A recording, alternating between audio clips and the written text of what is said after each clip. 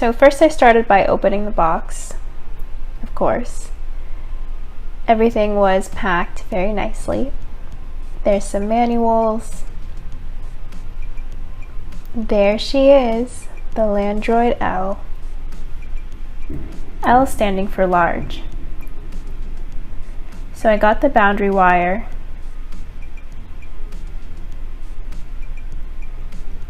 power cord,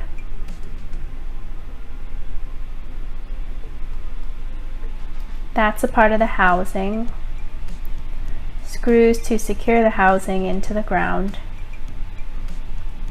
power supply box connects to the power cord.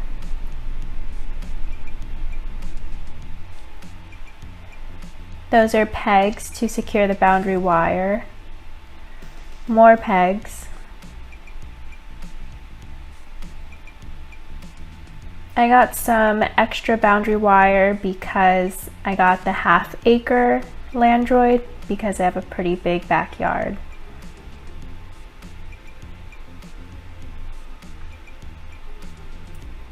There's the battery.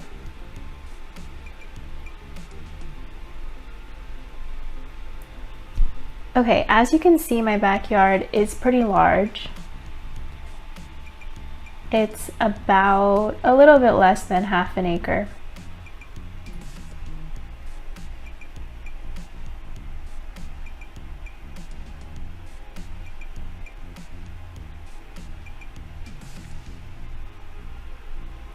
Just wanted to show more views of the terrain and type of grass that I have.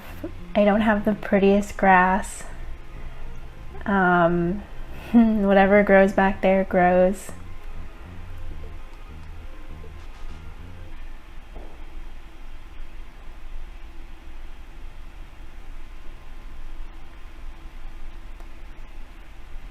Alright, so first I started by clearing a spot for the Landroid housing.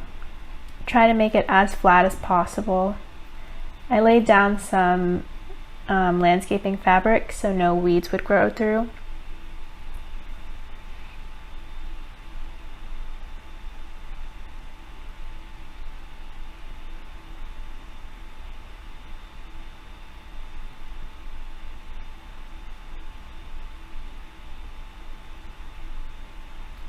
Okay, and then using the given screws, I just push them into the ground. My ground is pretty soft. It's mainly sand, so I didn't have to use a lot of force.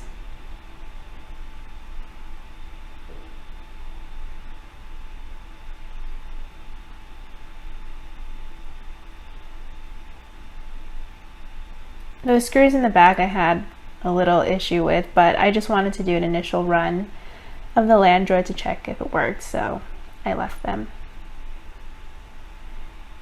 Okay, so now I'm opening the boundary wire.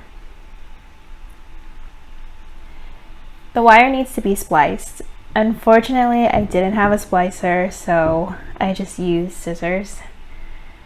Just carefully cutting around the plastic encasing of the wire and then taking pliers and pulling off the plastic piece that I cut around.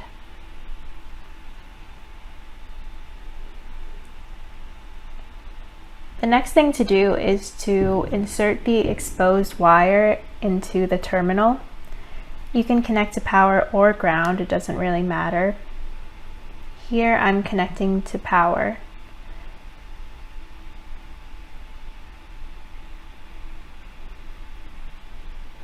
The terminal is like a little clip that you push up and then let go of, and then it clamps down on the wire.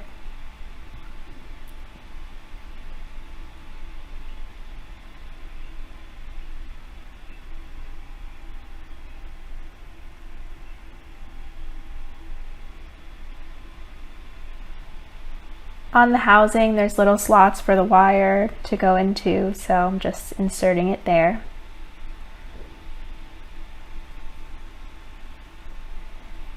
Okay, the next step is to take the pegs and secure the boundary wire to the ground. It was recommended every 32 inches, I think, to put a peg. the wire should be as flat on the ground as possible. And this is the wire that basically tells the Landroid where to go. You create like a section for the Landroid to mow in, and it's not supposed to pass the boundary wire.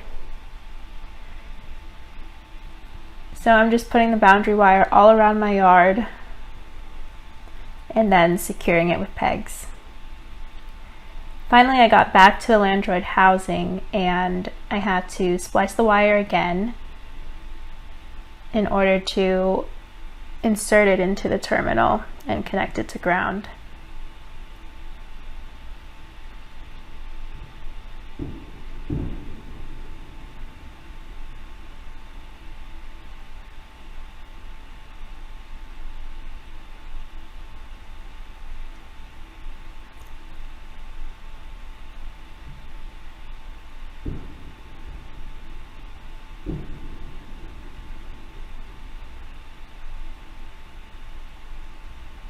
Okay, now everything's connected, so now we can plug it in.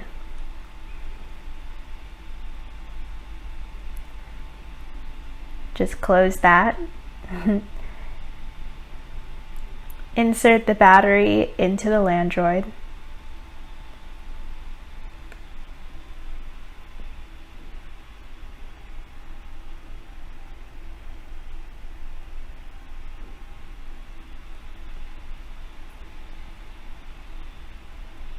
Just to show, those are the blades that it comes with.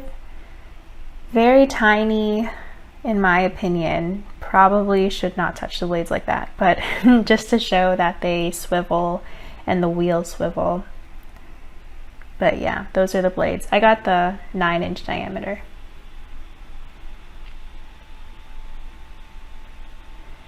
Okay, so put the Landroid on the housing and we know it's charging because that green light is flashing. Those metal clips on the housing are pushed by the red clips on the Landroid to create good contact. Once it's charged, the Landroid will take off. Here it's going through my yard over the ugly patches of grass that I have. I don't have the prettiest grass, so it's more like a bunch of weeds, and they still grow kind of tall, so I was hoping the Landroid could help with that.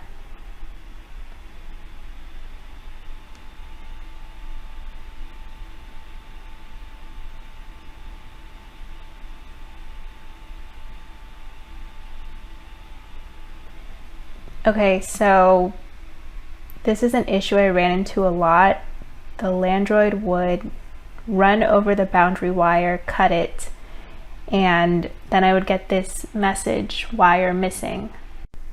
So the boundary wire is a magnetic line and it needs to be connected to power. That's why we spliced it and put the exposed wire in power and ground.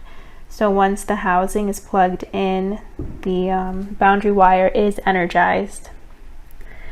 The Landroid can sense that and knows not to pass the boundary wire because the wire is energized. But when the wire is cut by the blades of the Landroid, it is not energized anymore, and the Landroid ends up getting confused, thinks the wire is missing, and shuts off.